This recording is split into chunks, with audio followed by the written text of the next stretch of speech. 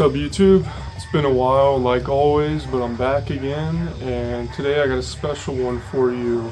This is the first episode, maybe the last, I don't know. I'll see if I do more.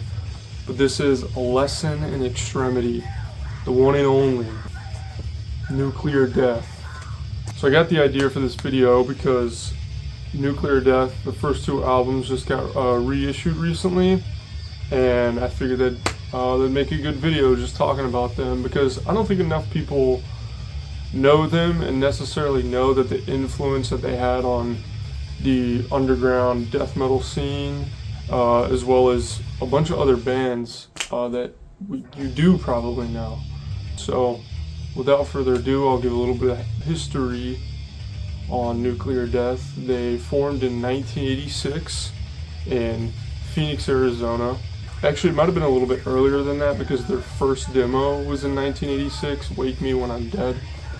And the lineup that lasted for a pretty good amount of time up until the second album was, of course, the one and only Lori Bravo, Joel Whitfield, and Phil Hampson. So with that lineup, they put out 4 demos, the first record, and then on the second album, they changed drummers.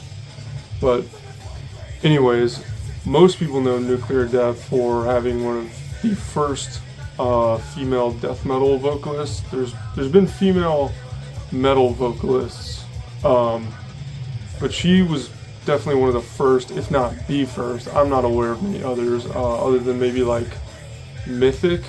That was more like an all female death metal band. The point is, Lori Bravo was a pioneer in that sense, and Nuclear Death as a whole is just a super unique band. Like, Lori's vocals, just the guitar playing, everything about it is just super chaotic. The demos are way more, I would say, thrash oriented, and then as they continue to progress more and more towards death and grind and shit like that, I guess the best I could compare it to would be like Impetigo, which they were actually label mates, and I believe they did a tour or a show. Repulsion, which got the shirt there. Autopsy, and there's probably some others that I'm missing that you could closely compare them. But point is, Nuclear Death's sound is very unique, and especially for the time.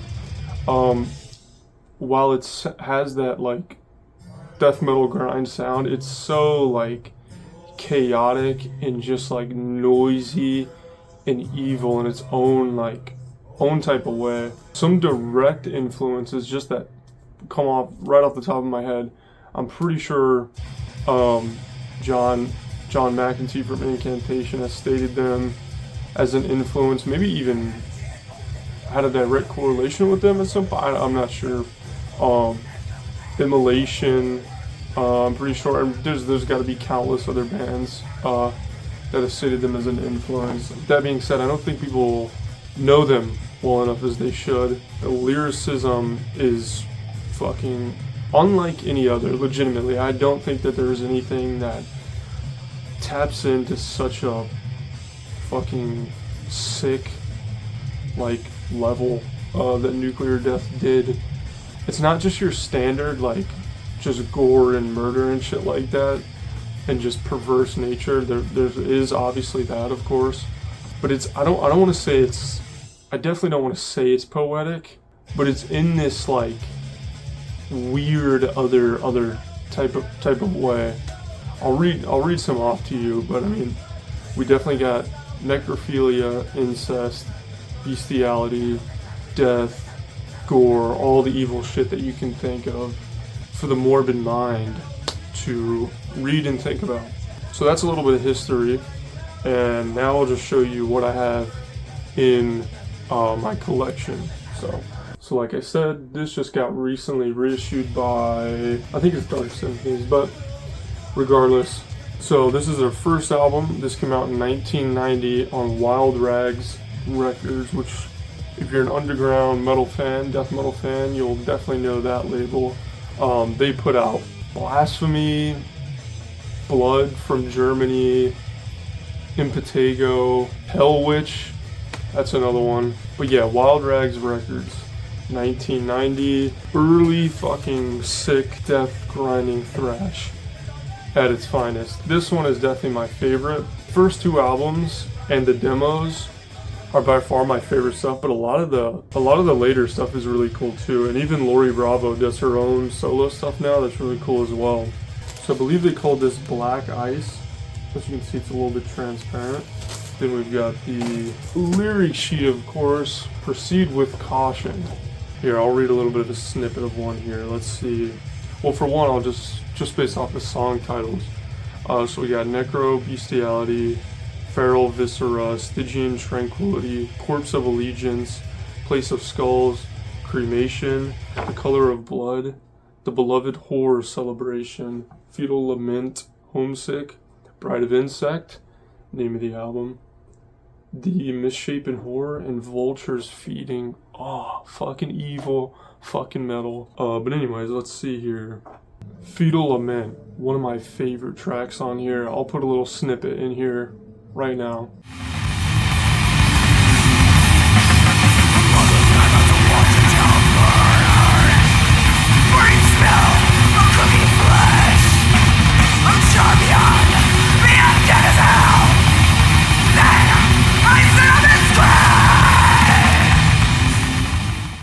Not the goriest or sickest, but if you heard the clip just now, I mean, you hear how fucking evil that shit is. I love it. I live for that.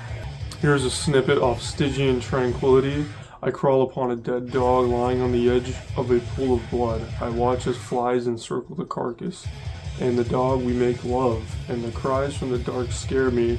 And the insects in my flesh tend to itch. And the sky is always black. And in the dog my body bleeds. Fucking disgusting and fucking evil. All the lyrics were written by Phil Hansen. So he is the mind that I believe made the majority of the lyrics, if not all. I'm sure the other members have their hand in that. And I'll read off some familiar names in the thank list that some of you may know. Annihilator, I believe that's referring to the thrash band. I don't know if they were from Arizona. I thought maybe they were from Texas, but Annihilator. Chris and Autopsy. King Fally from Deceased. They think someone from Evil Incarnate. Of course, John Metalline. Who didn't know him?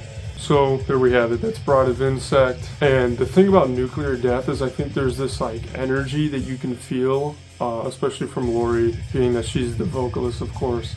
Just this unbridled, like vicious fucking anger and hate, at least in what she's singing about. And I think that's what makes it really special. But anyways, now I will show the second album, and this is where they changed drummers. This one came out in 1991, and this one is Carrion for Worm.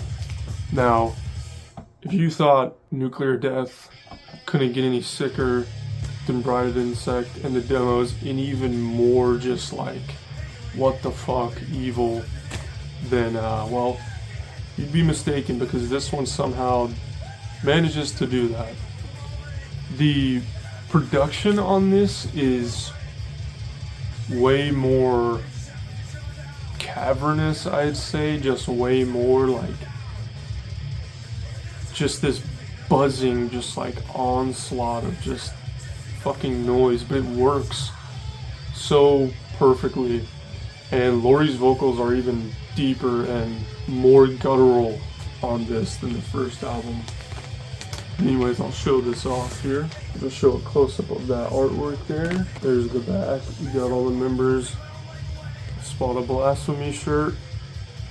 That looks like, oh, let's see, Lori's got the Incantation shirt. And this looks like an Autopsy shirt. So it all adds up.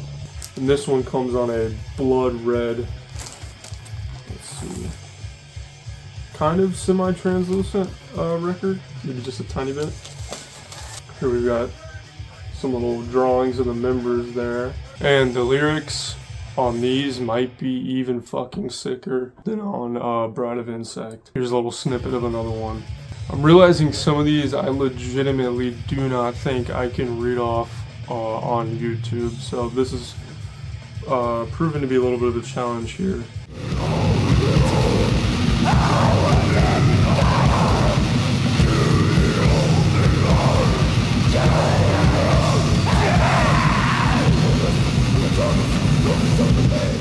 Yeah, so if you want to go read these, go read them for yourself. All of these are just killer. But yeah, so that's the records there. And before I had those, because those are recent, I had this compilation CD, which is the first two albums together. So everything I've got on vinyl, but just on a CD. But yeah, that's Nuclear Death. Check them out if you don't know them. And this has been a lesson in extremity. I know it's not that much information. I didn't really put that much research into it. I just kind of knew a lot of that shit already. But yeah, peace, and I'll see you guys in maybe another episode of this. Peace.